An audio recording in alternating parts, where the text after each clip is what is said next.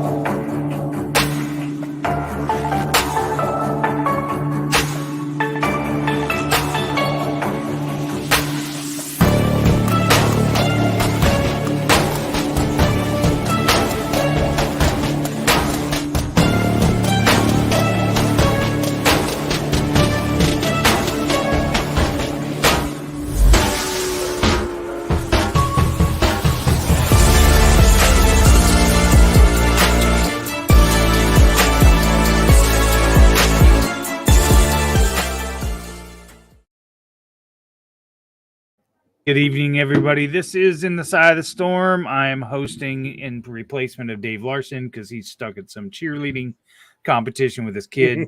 We'll get to that in a second. We'll make fun of him for that in a second. But super excited. Marcus, big play. What's up, guys? What up? Man, trying to get over this second half of this COVID, man. Midweek it really knocked me out again.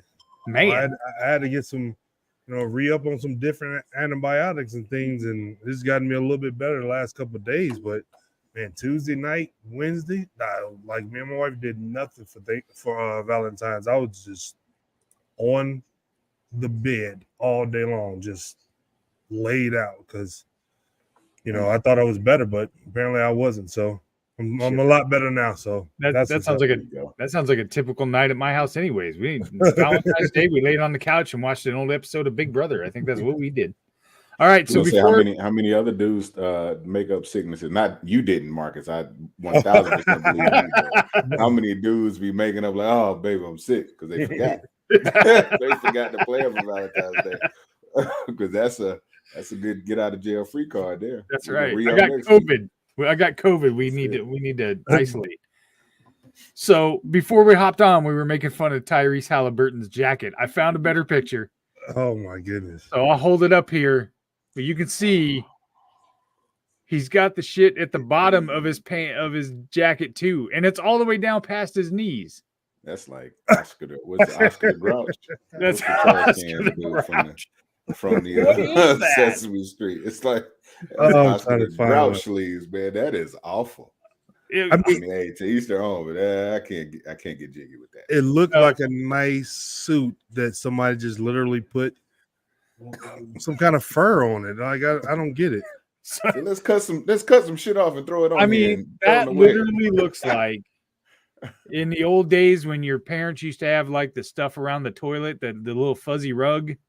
Yes, man, that's what that looks like. It does. Yeah, they just strapped it to his coat. Like, come on, Tyrese, you're an all-star. You can get better than that. Man, if he would just left it on the arms, probably would have been better. But that bottom part, like I know he feel it like grabbing on his on his thighs when he walks. Like, that's weird to me, man. Oh, but hey, we love young fella though. That's right. Yeah, you know what? Hell yeah, a starter for the All-Star team in his own stadium. That's a hell of a deal, and a Cyclone to boot. So I mean, it's hell of a week. Brock starts the Super Bowl. Tyrese starting the All-Star game. That's crazy. And I was talking about it to Marcus beforehand. I caught a glimpse of the dunk contest and the 3-point yesterday, and I was like, I've passed the threshold of old because that LED lit up fucking floor was too much for me. I couldn't do it. It was terrible. Yeah, this is the first time they came with that. The first time they came with it, I guess the playing tournament floors were so bright. Somebody said to them, well, let's try LED to, and again, you get to put more advertisement, more ads. That's You have to understand why things have gotten so bad. I guess you were saying so many different leagues because the money, they're trying to be able to get everybody in. Yeah. We were on the freeway the other day and we saw a billboard and like 10 seconds later or whatever, 5 seconds it changed. I'm always like, why change so fast? Because it's not the stationary one billboard. Now they can get 100 companies in, an hour. And so it's about flipping, especially in Vegas. And that's how they're doing here. They know everybody is watching. They know a lot of people are there. And that's the main objective. That's it. Yep. It's about money, man. That's right. All right. So let's talk a little bit of Super Bowl real quick. Brock held his own, I think. Of course. Initial thoughts, Brent, on the game and how that ended. Overtime specifically, you got to know the rules, right? 1,000%, man. There's no way I'm letting Patrick Mahomes get the ball second. Like I got to put pressure on him right now. Like trust my defense, give me a stop, at least give me a chance. Because even if they do score a touchdown, I know we can score a touchdown and go for a 2-point conversion and win the game. Like that's just simple. Because as soon as they did, I was like, oh shit, that's it. It's over with. Because there's no way they were going to win letting him get the ball second. Because whatever needed to happen, he was going to get done. And you can't leave that up to Andy Reid and Patrick Mahomes because they'll beat you every time. But other than that, I thought Brock played a great game, in my opinion. I mean, great game manager. They ran the hell out of Christian McCaffrey. But aside of that, I mean, hate that for the kid, but did they good go for him, man. Second half? I think he got 2 carries in the second half. Yeah, no, he was, and that's because they used him so much the first half. Yeah, I think they kind of went away from it. He was so, I mean, you could see him like gassed as shit. You know what I'm saying?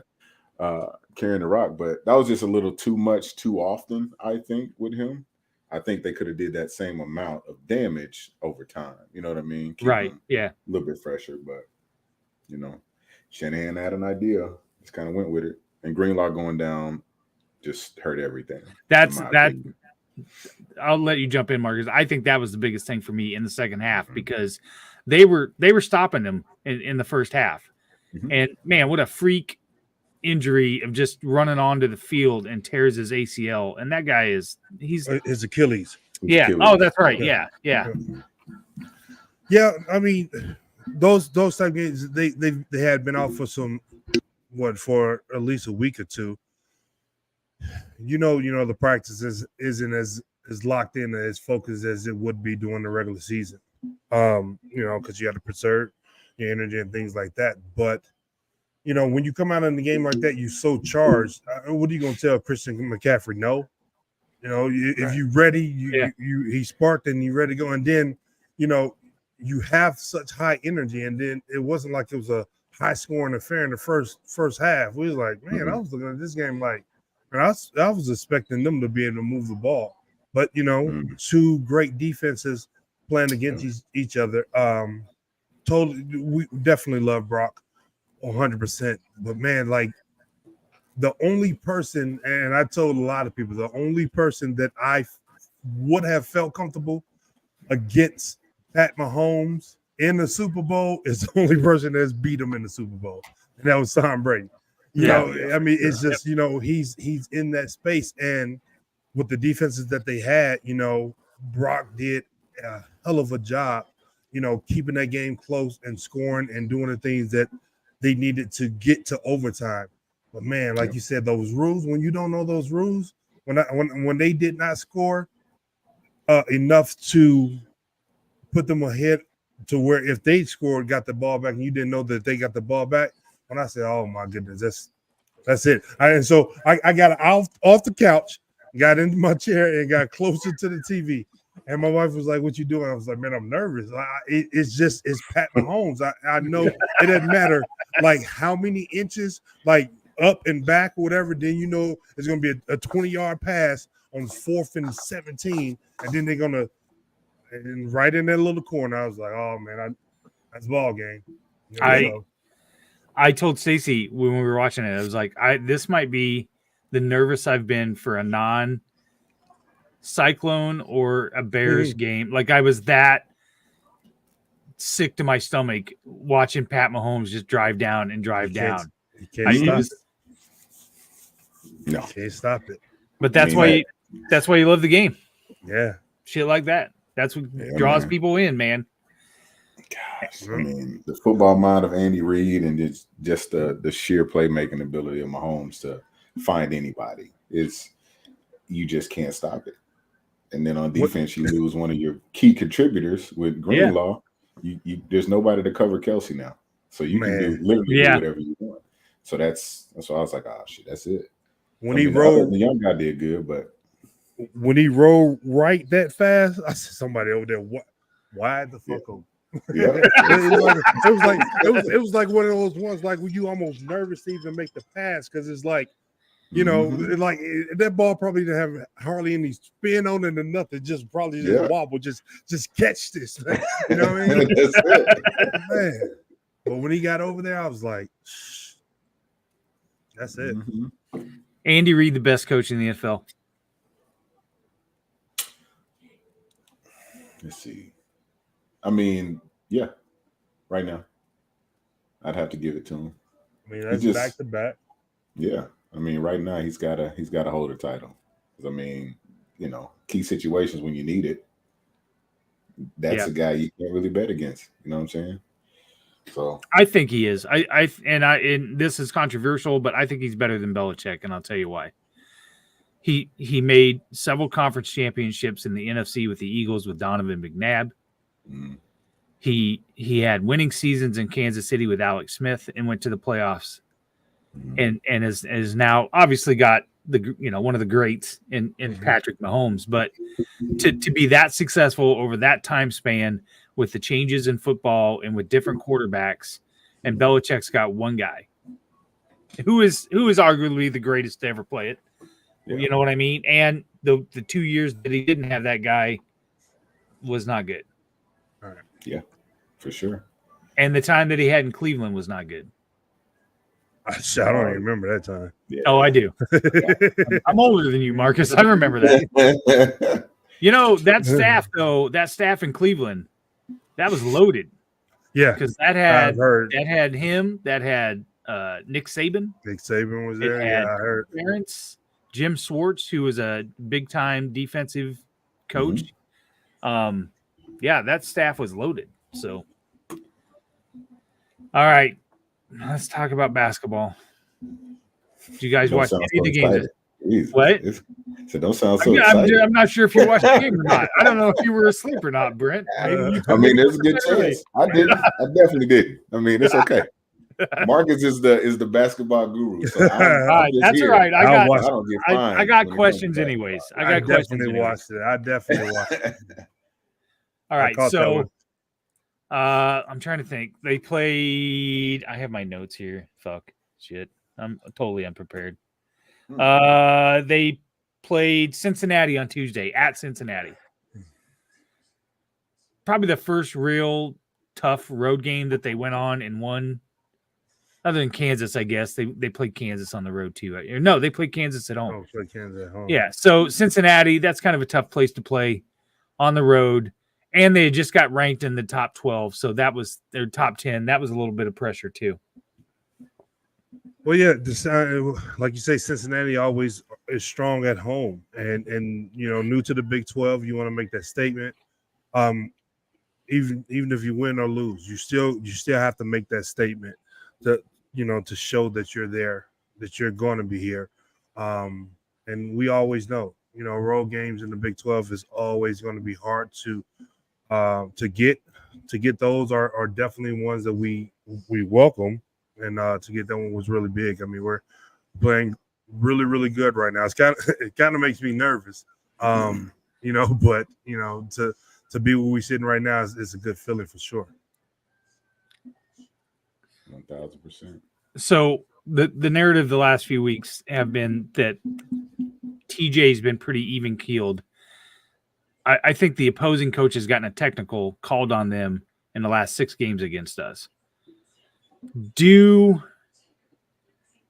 you think that coaches are able to manipulate those types of calls or refs in a certain way, because the narrative out there is that TJ being calm and cool and whatever is getting away with more now because he doesn't overreact to that. Is getting away with what? The opposing coaches, I think, are getting teed up more and so on. TJ doesn't really react to much, so the refs maybe on the court allow a little bit more on our guys than they do theirs. Well, I don't necessarily, know if that's the case. I mean, for players or coaches alike, like technicals comes from the reaction of the individual. And I mean, if he's more even keeled now, he understands that this may be hurting my team, because personally, I mean, when we saw Coach Eustace get in this realm, it kind of got us charged up to get in the realm with him. So if he was a little bit more cooler, then maybe we feel like, we should be a little bit more cooler. So maybe the players, see that, and maybe he see that if he got a technical, that gets them to being a little bit too erratic. So, kudos to him to changing, that coaching strategy. And we're winning. And we're winning and, top of the Big 12. Why do something to jeopardize that or put us in a worse position? I mean, it's working, it's not broken. So leave it as it is. That's not why we're winning. You got to do better, man. Right. Yep. Excuse me. So they played Cincinnati. They played Texas Tech yesterday. Big game Monday night.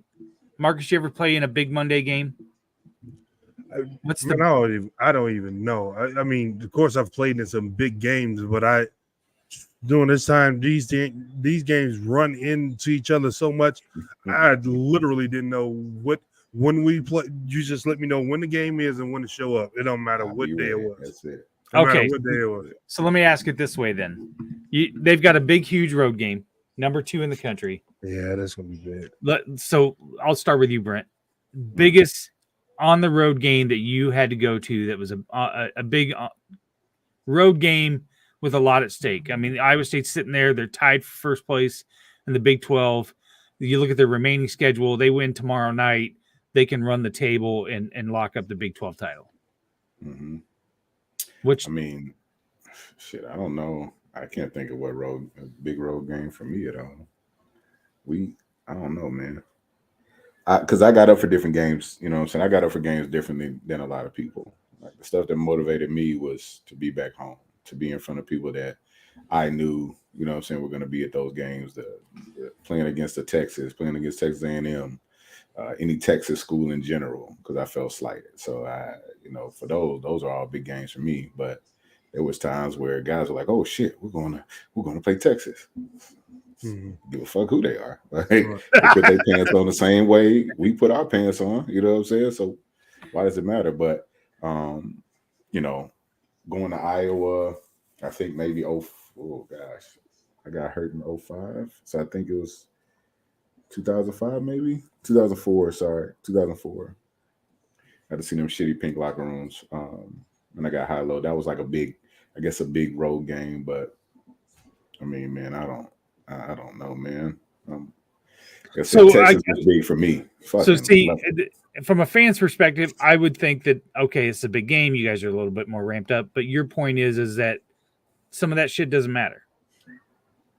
You can't. As an athlete, personally, I think we all have our own motivations. You know what I'm saying? And I think it depends on the person. If there was a lot of chatter in the paper, you know what I'm saying, stuff like that. Like we saw a lot of talk, that would get us kind of amped up. But if I'm being honest, my first couple of years we sucked. Like my first year we sucked. The second year we were rebuilding, right? Started getting some wins and stuff like that. So we didn't really see a ton of success until my third year, like my junior year. You know what I'm saying? So we didn't get hyped for games. We was trying to let's fucking win. Like we got to find. We were like every week it's 1-0. We got to go 1-0. Like that's all that mattered. So didn't matter if it was at home or away. What about you, Marcus? Definitely Kansas.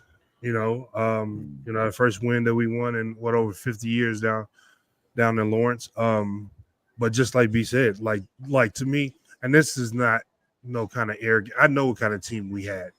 We wasn't losing that game.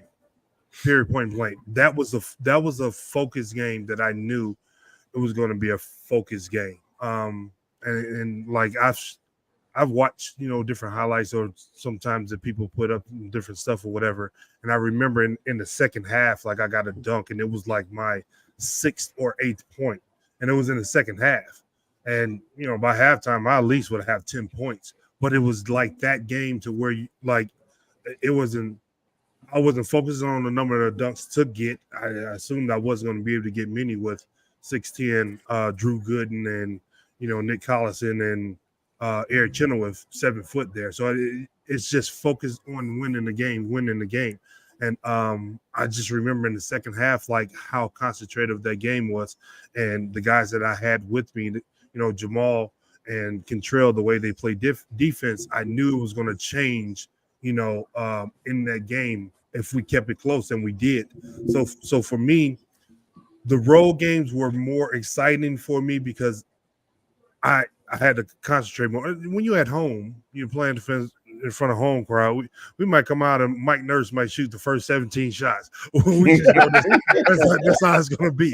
So, but on the road, it's a little bit more concentrated.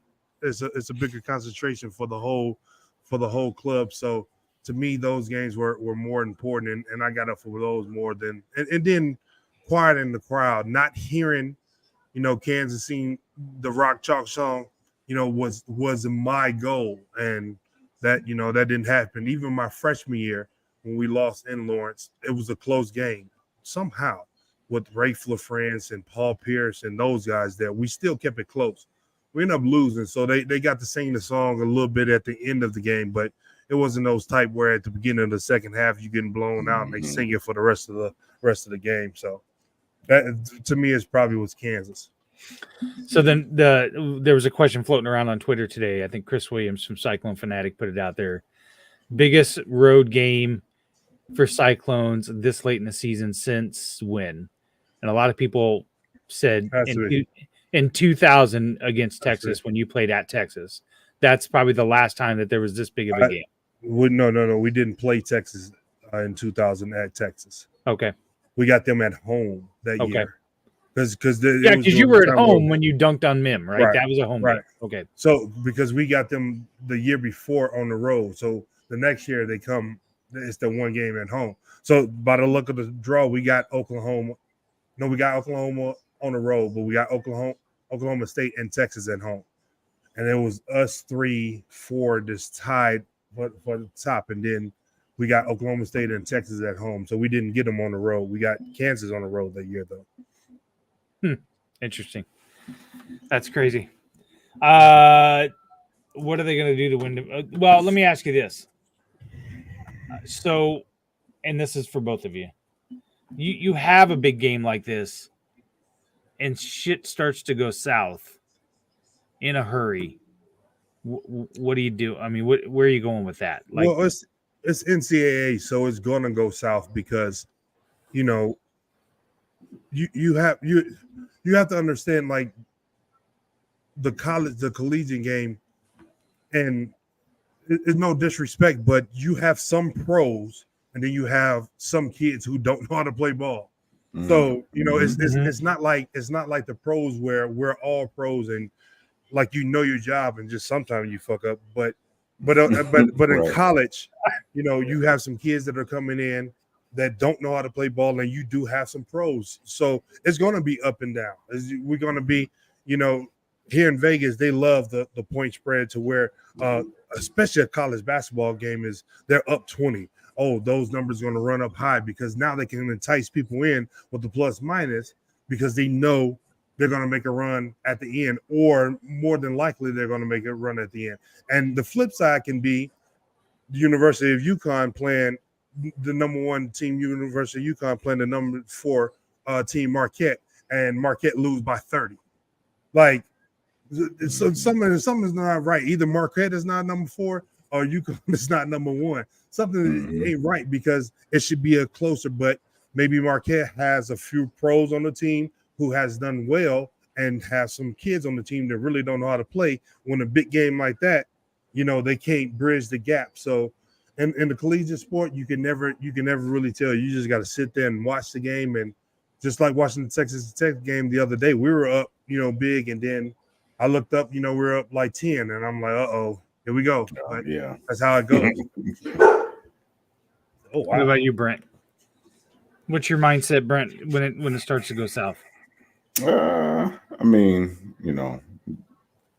just got to regroup, man. I mean, I was more of a cerebral player anyway, and I like to talk me a little shit here and there. So if it took me getting in somebody's head to spark something, I always talk about the momentum train, and once that some bitch gets to rolling, it's hard to stop it. So Hard to stop. it's like, man, so it's like, we try to recreate something. And, for me, it was like, if I had a chance to do anything, shit, I don't care if it might have been after the play to, mess with somebody's head, just piss them off, you know what I'm saying? Swing on me, do something, yeah, because your mom snuck in my hotel room last night. That's what get in a guy's head, you know what I'm saying? That type of thing. But I mean, it's one of those you just try to, turn the tide however you can, man. But at the end of the day, it's just one play at a time. Just gotta get guys to calm down and lock back in. Yeah, but this game really scares me because Coach Sampson, he's been a pillar. I hate that guy. He's been a pillar in collegiate basketball for years, and definitely in the Big 12.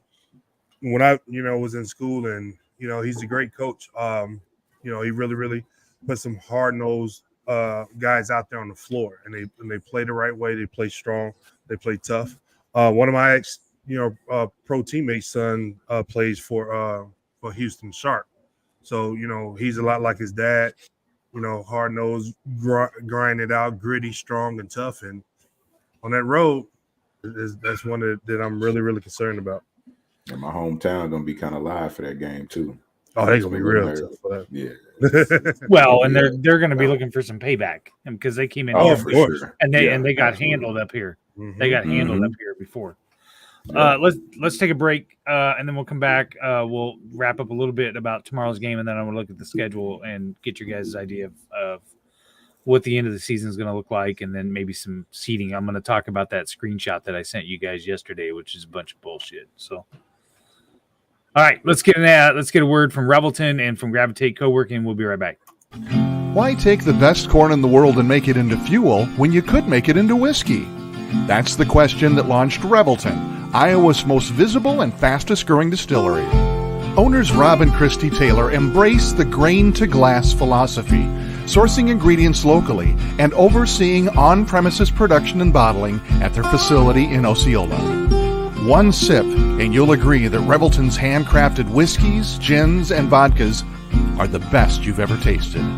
And with the launch of their rye whiskey, made with 100% Iowa-grown rye and corn, and their new bourbon coming soon, there's more Revelton to love than ever. Iowa's own Revelton Distillery. ReveltonDistillery.com. The great thing about working from home is working from home. The worst thing is working from home, especially for face-to-face collaborations with customers and coworkers. And let's face it, coffee shop meetings are neither private nor professional. So skip the trip to Starbs and investigate Gravitate Co-working Space. For more than 10 years, Gravitate has provided large and small office and conference spaces perfect for hosting meetings, workshops, or other events, as well as private phone booths for confidential conversations. Plus, all spaces include secure fiber internet, free coffee, and access to a kitchenette. All you need is your laptop. Gravitate does the rest. And renting space at Gravitate is surprisingly affordable. An hour of office space costs about the same as venti caramel macchiatos and breakfast sandwiches for two. Daily and monthly rates are also available with no long-term commitment. Learn more at gravitatecoworking.com. That's gravitatecoworking.com. All right, and we're back. We really appreciate our sponsors around here. Two things, speaking of which, of great things, Brent, I saw that you posted a photo of two new kolaches that are going to cost me a lot of money. And why don't you tell everybody about those? It's a good old-fashioned buffalo chicken kolache. It kind of reminds you of wings, but it's just wings and my sweet bread and a little bit of pepperoni mozzarella, man. It's like pizza on sweet dough. So it's fire. I had too many of them this past weekend. No spice for you, Marcus. We sorry. Yeah, no spice. You're good to go. I keep it easy. And keep it easy. Are you serving those just for lunch, or what's the deal with those? Yeah, it's primarily lunch. I mean, not too many people want to get their morning started that way, but I usually shoot them off around 10 o'clock or so. I mean, listen. It's a brunch. There's not a time of the day that I wouldn't eat them. Not That's gonna lie right. to you, but and where try they to have them ready for that afternoon. Tell everybody where you're at and what your hours are. Oh yeah. So if you're in the Des Moines area or Urbandale area, 2777 100th Street in Urbandale, open 6 a.m. to 1 p.m. Tuesday through Friday, and Saturday and Sunday 7 a.m. to 2. Boom. There you go. Also, the halftime score of the All-Star game is 104-89. That's fucking ridiculous. Yeah, that's ridiculous, right? That's so stupid. Mm-hmm. Halliburton's got 18 points. Lillard's going to steal the MVP from him. He's got 22. Right. That's trash. He had 15 in the first 10 seconds. Come on. Yeah. Come on, Ty. Right. Dame was hitting logo threes, though, so it wasn't a whole lot. Man, a whole lot to talk and do. He got I would have checked myself back in, man. Like, come on, man. I've been stalling him out. Maybe he had a wardrobe change. Maybe he had a wardrobe change at halftime. He had to go his Big Bird monster outfit on. Changing into his Big Bird outfit at half. All right. We have after the Houston game, they have 2 at home, 2 on the road. And then it's Big 12 tourney time. So how do you change the mindset? You end that regular season and you have to instantly go into tournament time mode. What's the difference? What are you doing different? I don't think there's a mindset to change. Like, it's still the Big 12. So keeping that same mentality that you've had success with to go down to that tournament, because we know, I mean, we've, benefit from, not having a strong season and going down there and winning that tournament, and then things turn around. So we know how important it is to be down there. So keep that same mentality. Keep that, the exact same thing that you've been doing in practice. It's not the time to take your foot off the gas pedal. March is right around the corner, and if you're going to march into it strong, you have to keep that mentality that you've had all season long to have the success. Yeah, I agree, man. Can't change it up. I mean, it's brought you so much success during the season. You're playing the same guys, right? But obviously these are your win or go home. So it's, you lock in a little bit more on a neutral playing space. But it's time to turn up, make our way on into this tournament. Well, so to the last projections that CBS had, they had Iowa State at a 3 seed. They had Kansas and North Carolina as a 2. Kansas we beat. They're below us in the standings. It's just name, right? It's name recognition only, right? It's bullshit, right? Yeah, for sure.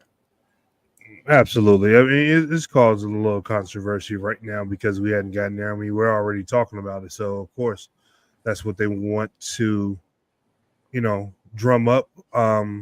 Worst case scenario, if something happens and Kansas loses more games, then it's easier to drop them down. But not to have them there in the beginning is almost like blasphemy for them. So our schedule looks, this Houston game is a Houston game. But, I mean, we owe Oklahoma, UCF. Yep.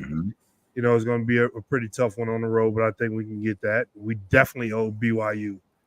Definitely owe them ass whooping big time. Yeah. And that Kansas State one to end it, with coach down there that's going to be a fun one too. That's going to be a nice one. Those guys are in shambles, though. I mean, I think we broke them. They've been absolutely disastrous since they lost that game here. That's K-State on their road, though. See, you don't want to get to that last game and some wacky stuff has happened, and now we all sitting together and we need that one. That's K-State. I hate it down there in Manhattan, man. It's just I'd never left that place without a busted lip or eye or something. No, shut up. Never. Like it's just that mentality that they have. It's already not Kansas, so they feel like we got a lot to prove. And then they had some tough players down there. I remember Manny Dies when my freshman year. Like Manny was a load to deal with. Down in Kansas State. So. That's big time. The Oklahoma game, we like you said, we owe them. I don't see UCF. That might be a trip up game. That's a long ways down there, man, for a game. Mm-hmm. And they overlook them. I could see them maybe stubbing their toe. And I think Kansas lost down there. See, that's my point. Kansas can't win on the road right now anyway, so I guess it doesn't really matter. But it'll be interesting. It'll be a fun time. Tomorrow night, they're just gonna beat the piss out of each other, right? Like that's all that game's gonna be, right? Like there's no finesse in that game tomorrow night. Can't be. It cannot be. It's going to have to be, like I said, the Kansas game. You're going to have to focus, the whole entire game. And the mentality is to go out there to play sound, keep it close, and win, not to go out and to prove we're better than. Hopefully their mentality isn't just, to prove we're top of the league and we're better. Like, you have to really, really focus. Once we beat Oklahoma State, and then who's next? Okay, Texas coming in next. Once we beat them, who's next? Like, that's the mentality to have success. Not, oh yeah, we're number one, number two. Like they told me that week, okay, we're tied. We're in a three-way tie with, this team and that team. So when do we play them? Marcus, we play them next. Oh shit, bring them in. It doesn't matter. That's the focus that you got to have to, get to the end game, which is, the trophy at the end of the tournament, end of the, NCAA tournament. And that's just the mentality that I had at that moment. So it's 8:00 tomorrow night. Where are you guys watching the game at? Houston times. So it's 6. Marcus trying to do the math. What time? I'm just trying to see if the kids being home and stuff like that, possibly home, or maybe, if I'm out on my phone or whatever, I got Hulu. I just turn it on my phone. Hulu has live sports. Yeah, I'll be at the crib right here, posted up. Stop sign. Cool. But at any rate, like, if for whatever reason it gets out of control for us, and it's not going to be anything to that it looks like we can come back within, just go ahead and call it and live another day and make it up in against West Virginia the next week, because that's going to be a tough game. It's going to be a real tough game. Well, I think Taman Litzy is obviously the key to any of those games, but if he's not on, Keyshawn is I feel like he can step right in and take over a game. He's proven it. Yeah, he has. Yeah, and that game against Texas Tech, I tell you, these are my babies from Vegas. Like because you knew two of the other guys on Texas Tech, right? You coached them. Yeah, I coached against Darren William. He went to Bishop Gorman, and Pop Isaacs. I coached him in high school, so I know his tenacity and his toughness and things like that. And I've coached against Keyshawn, like I said, for years. And Bishop Gorman, everybody knows that school, private, school that always wins championships and things like that. Coronado is the school that Marcus Jr. and Pop Isaacs went to, which is like Gorman, but it's a public school. And the school that Keyshawn went to was Durango, which isn't, as prestigious as those two, but have some real tough-nosed, hard-playing kids. Matter of fact, they won the state championship last year. That school did, against, the other schools, because they had some good guys that, wanted to play hard and Liberty won the year before, and then Durango won last year. So they've been competing against the big schools like Bishop Gorman and Coronado. So I knew when he came out against those guys, he was going to want to have a big showing, because they played AAU against each other for years in high school basketball. So it was good to watch him, have some success and, us get that victory for sure. Well, they're favored by 10. I don't see them losing by Houston? more than 10. Houston is favored by 10. Whoa. That's a little disrespectful. That is right. Yeah, disrespectful. I'm putting that shit on the wall the whole week. Favored by 10. Whoa, yep. That's a little disrespectful. I'll double check. But I'm almost sure that's what I read today. That's what I said. If for whatever reason it gets out of control, come on now, that's a little disrespectful. Yeah, that's. That's crazy. All right, hold on. I'm looking. This is terrible radio. Keep talking. That's a little disrespectful. I'm terrible at this. Let's see. Hold on. I'm almost there to the 8 o'clock games. What are you looking on? DraftKings. It's now dropped to 9 and it's now dropped to 9. Houston is favored by 9. Wow, now they're trying to bait you a little bit more. And tomorrow they'll release what the money line odds are, but it might be plus 600. So, yeah, that's. I mean, they are not. They're not showing them any respect. That's for damn. 9 points. Man. So, all right, guys, this has been fun. I don't know what the hell I'm doing. This is why Dave's in charge. I'm terrible at this. So, it is what it is. All right. Next man up. That's right. That's right. That's right. All right, guys. Check out Revelton's products and their Saturday series. They've got music down there, things like that. If you're working from home and you hate working in your home like I used to, check out Gravitate Co-working. I don't need them anymore because I have a new job and I'm in an office. And it's glorious and I'm super happy. So, and I'm 10 minutes closer to Brent for lunch. I can go grab one of those pizza kolaches. So come on through, baby. All right, guys. We appreciate everybody. We'll see you next Monday. Have a great night.